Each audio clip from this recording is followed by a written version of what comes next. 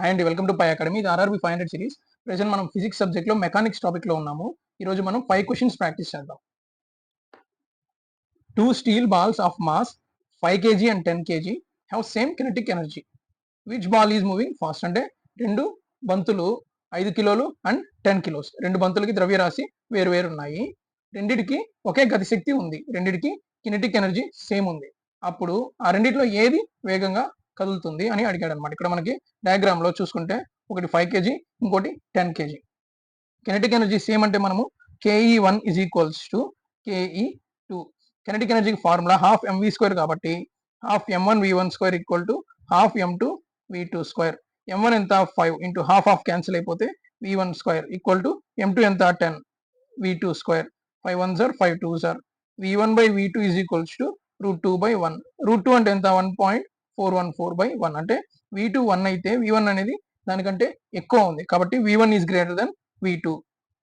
v1 అంటే ఎంత 5 kg mass ఉన్న బాల్ యొక్క వెలాసిటీ అనమాట. కాబట్టి ఆన్సర్ ఏంటి 5 kg ball is moving fast. ఎప్పుడైనా సరే మాస్ తక్కువ ఉంటే వెలాసిటీ ఎక్కువ ఉంటుంది, మాస్ ఎక్కువ ఉంటే వెలాసిటీ తక్కువ ఉంటుంది కైనెటిక్ ఎనర్జీ సేమ్ ఉన్నప్పుడు. కాబట్టి మనం డైరెక్ట్ గా మాస్ తక్కువ ఉన్న దానికి వెలాసిటీ ఎక్కువ ఉంటుందని పెట్టేసేయచ్చు ప్రాబ్లమ్ సాల్వ్ చేయకుండానే. What is the kinetic energy of a bullet when a bullet is fired from a gun? ఇక్కడ ఇది న్యూమరికల్ కాదు, జస్ట్ కంపారిజన్ చేయాల్సిన ప్రాబ్లం అనమాట. అంటే గన్ తో కంపేర్ చేసుకుంటే కినెటిక్ ఎనర్జీ ఆఫ్ బుల్లెట్ ఎంత ఉంటుంది. మనం ఈ డయాగ్రామ్ లో చూసుకుంటే ఇక్కడ ఒక పర్సన్ ఒక బుల్లెట్ ని షూట్ చేశాడు, ఒక గన్ తో బుల్లెట్ ని షూట్ చేశాడు. బుల్లెట్ అనేది చాలా వేగంతో వెళ్తుంది, గన్ చాలా తక్కువ వేగంతో వెళ్తుంది అనమాట. కాబట్టి కంపారిటివ్లీ బుల్లెట్ వెలాసిటీ చాలా ఎక్కువ ఉంటుంది కాబట్టి బుల్లెట్ కి కినెటిక్ ఎనర్జీ చాలా ఎక్కువ ఉంటుంది, కాబట్టి మోర్ దెన్ ద గన్. దీనికి మనము ఒక చిన్న ఎగ్జాంపుల్ చూద్దాం. According to law of conservation of momentum అంటే టోటల్ మొమెంటం అనేది నెట్ మొమెంటం అనేది 0 ఉంటుంది.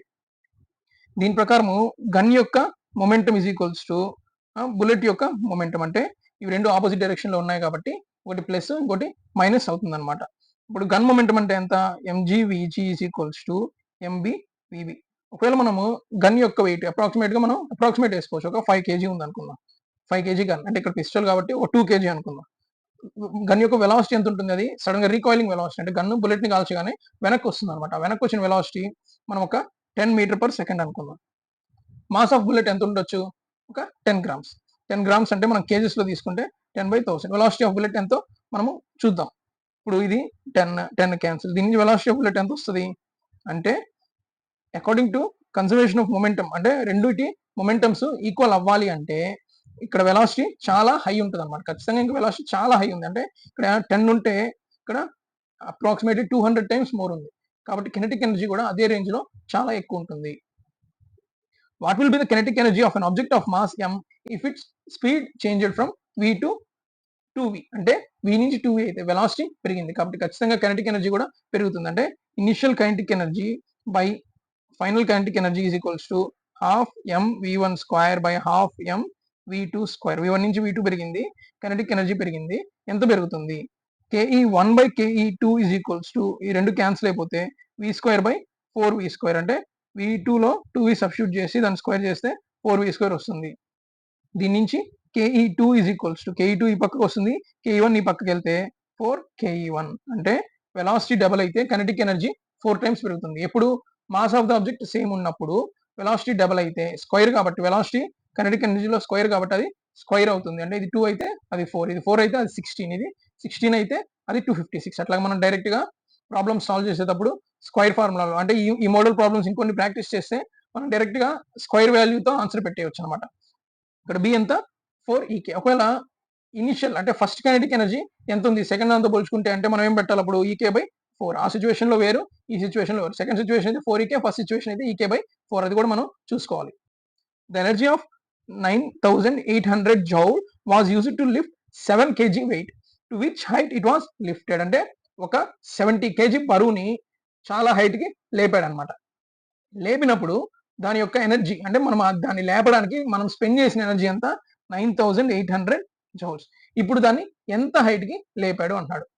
నార్మల్ గా ఒక వస్తువుని సర్టెన్ హైట్ కి లేపామంటే దాంట్లోకి పొటెన్షియల్ ఎనర్జీ వస్తుంది. అంటే ఒక సర్టెన్ హైట్ కి మనం వస్తువుని ఇట్లా లేపుకుంటూ వచ్చామనుకోండి, అక్కడి నుంచి దాన్ని రిలీజ్ చేసామనుకోండి సడన్ గా, అది కింద పడడం వల్ల చాలా వర్క్ జరుగుతుంది. ఒక పెద్ద వెయిట్ అనుకోండి కింద పడితే కింద వస్తువులన్నీ పగిలిపోతాయి, ల్యాండ్ కూడా డ్యామేజ్ అయ్యే అవకాశం ఉంది. అలాంటప్పుడు దాంట్లో అంత పొటెన్షియల్ అనేది స్టోర్ అవుతుంది. మనం ఎంత ఎత్తుకు తీసుకెళ్తే అంత పొటెన్షియల్ స్టోర్ అవుతుంది. ఫర్ ఎగ్జాంపుల్ ఒక డ్యామ్ ఉందనుకోండి. డ్యామ్‌లో మనం వాటర్ అంతా స్టోర్ చేసామనుకోండి. సడెన్‌గా రిలీజ్ చేస్తే వాటర్ చాలా స్పీడ్‌గా వస్తుంది. అంటే మనం ఇక్కడ వాటర్‌ని పొటెన్షియల్ అంటే వాటర్ పొటెన్షియాలిటీని స్టోర్ చేసుకుంటూ వస్తున్నాం. సడెన్‌గా వదిలితే వెనక నుంచి వాటర్ అంతా తోసుకొని చాలా స్పీడ్‌గా వస్తది. దీన్నే పొటెన్షియల్ అంటే దానిలో ఉన్న శక్తి ఎంత శక్తి అనేది స్టోర్ అవుతుంది అని చెప్పేదే పొటెన్షియల్ ఎనర్జీ అన్నమాట. 9800 జౌల్స్ స్టోర్ అయింది. పొటెన్షియల్ ఎనర్జీకి formula MGH. 9800 is equals to mass ఎంత 70, జీ ఎంత ఎప్పుడైనా 10, హైట్ ఎంత మనం కనుక్కోవాలి. 0 0 0 0 క్యాన్సిల్. దీని నుంచి హెచ్ ఈజ్ ఈక్వల్స్ టు 107 7 4 28 ఎంత 14 మీటర్స్. ఆన్సర్ ఎంత ఏ 14 మీటర్స్. ఎప్పుడైనా సరే మనము వస్తువుని పైకి లేపాము to which height it was lifted. కాబట్టి ఇది ఎప్పుడైనా సరే హైట్ అనేది పాజిటివ్ ఉంటుంది. కాబట్టి ఏ 14 మీటర్స్ అంటే పైకి లేపాం కాబట్టి పాజిటివ్ అన్నమాట. If the velocity of an object moving at a certain height increases 4 times. ఒక వస్తువు మూవింగ్ ఎట్ సెర్టెన్ హైట్ అంటే ఒక హైట్ లో ఒక ఆబ్జెక్ట్ ఉంది. నేల మీద నుంచి ఒక హైట్ లో ఒక ఆబ్జెక్ట్ ఉంది. హెచ్ హైట్ లో ఉంది అనుకోండి. ఏంది చాలా స్పీడ్ గా వెళ్తుంది. ఇప్పుడు దాని స్పీడ్ అనేది 4 టైమ్స్ ఇంక్రీజ్ అయింది. అప్పుడు దాని పొటెన్షియల్ ఎనర్జీ ఏమవుతుంది అంటే ఎప్పుడైనా సరే స్పీడ్ ఇంక్రీజ్ అయితే ఒక వస్తువు యొక్క కెనెటిక్ ఎనర్జీ చేంజ్ అవుతుంది. ఇక్కడ దాని హైట్ ఏమీ చేంజ్ కాలేదు. దాని హైట్ చేంజ్ కాలేదు కాబట్టి దాని స్పీడ్ ఇంక్రీజ్ అయినా దాని యొక్క పొటెన్షియల్ ఎనర్జీ అనేది సేమ్ అవుతుంది. ఎందుకంటే ఇప్పుడు పొటెన్షియల్ ఎనర్జీ ఫార్ములా అయింది ఎంజీ హెచ్. ఇక్కడ హెచ్ వాల్యూ సేమ్ కాబట్టి ఎట్టి పరిస్థితుల్లో దాని పొటెన్షియల్ ఎనర్జీ కూడా సేమ్ ఉంటుంది. PE will be constant. ఇప్పుడు ఒక సిచ్యువేషన్ లో కొంతమందికి డౌట్ రావచ్చు. ఏంటంటే మనం జనరల్ గా mechanical energy is equal to kinetic energy plus potential energy అనుకుంటాం అనమాట కొన్ని సిచ్యువేషన్స్ లో. అలా అయినప్పుడు కెనెటిక్ ఎనర్జీ పెరిగింది. మెకానికల్ ఎనర్జీ కాన్స్టెంట్ ఉంటుంది ఎప్పుడైనా ఒక వస్తువుకి. కాన్స్టెంట్ ఉన్నప్పుడు కెనెటిక్ ఎనర్జీ పెరిగితే పొటెన్షియల్ ఎనర్జీ తగ్గాలి కదా అంటే ఈ టోటల్ వాల్యూ దీనికి ఈక్వల్ అవ్వాలి అంటే ఒకటి పెరిగితే ఇంకోటి తగ్గాలి కదా అనే డౌట్ మనకి రావచ్చు అనమాట. కాకపోతే ఇక్కడేంటి ఒక వస్తువు యొక్క వెలాసిటీ పెరిగింది. ఇప్పుడు మనము ఒక ఫ్రీ ఫాల్ లో ఉన్న ఒక వస్తువుని కన్సిడర్ చేద్దాం ఇక్కడ డయాగ్రామ్ లో. అంటే ఒక వస్తువు సడన్ గా రిలీజ్ చేస్తే దాని వెలాసిటీ పెరుగుకుంటూ వస్తుంది. కిందకి వచ్చి పడుతుంది. అంటే దానికి ఇనిషియల్ గా పొటెన్షియల్ ఎనర్జీ ఉంటుంది. కిందకి వచ్చేసరికి కెనెటిక్ ఎనర్జీ వస్తుంది అనమాట. దాని potential energy kinetic energy convert అయింది. ఎంత పొటెన్షియల్ ఎనర్జీ తగ్గిందో అంత కెనెటిక్ ఎనర్జీ పెరుగుతుంది. ఈ సిచ్యువేషన్ లో మనం ఎక్స్టర్నల్ గా చేసిన వర్క్ ఏం లేదు. దాన్ని జస్ట్ రిలీజ్ చేసాము, అది కింద పడుతూ వచ్చింది. అంటే ఇలాంటి సిచ్యువేషన్ లో పొటెన్షియల్ ఎనర్జీ అనేది కెనెటిక్ ఎనర్జీగా కన్వర్ట్ అవుతుంది. కానీ ఇక్కడ ఒక వస్తువుని హారిజాంటల్ గా వెళ్ళడానికి అంటే సేమ్ హైట్ లో ఉన్న వస్తువుని దాని వెలాసిటీ చేంజ్ చేయాలంటే దాని అంతటా అది చేంజ్ అవ్వదు. ఏదో ఎక్స్టర్నల్ ఫ్యాక్టర్ అనేది దాని మీద యాక్ట్ అయి ఉండాలి. ఎక్స్టర్నల్ గా వర్క్ అనేది దాని మీద జరిగి ఉండాలి. కాబట్టి ఇలాంటి ఇప్పుడు ఏమవుతుంది ఆల్రెడీ ఆ సిస్టమ్ లో ఉన్న వర్క్ కి ఎక్స్టర్నల్ ఎనర్జీ అనేది యాడ్ అవుతుంది. కాబట్టి ఈ సిచ్యువేషన్ అనేది ఇక్కడ జరగదనమాట. ఈ సిచ్యువేషన్ అనేది ఇక్కడ ఫాలో అవుతుంది. అంటే ఇక్కడ కన్జర్వేషన్ ఆఫ్ ఎనర్జీ అనేది జరగదు. ఎందుకంటే ఎక్స్టర్నల్ గా మనం ఎప్పుడైతే అప్లై చేస్తామో ఆ లా అనేది ఇక్కడ ఫాలో అవ్వదు. ఓన్లీ ఆ సిస్టమ్ లో మాత్రమే ఆ లా అనేది ఫాలో అవుతుంది. కాబట్టి పి విల్ బి కాన్స్టెంట్. ఇలా ఇక్కడ ఫాలో అవ్వదు.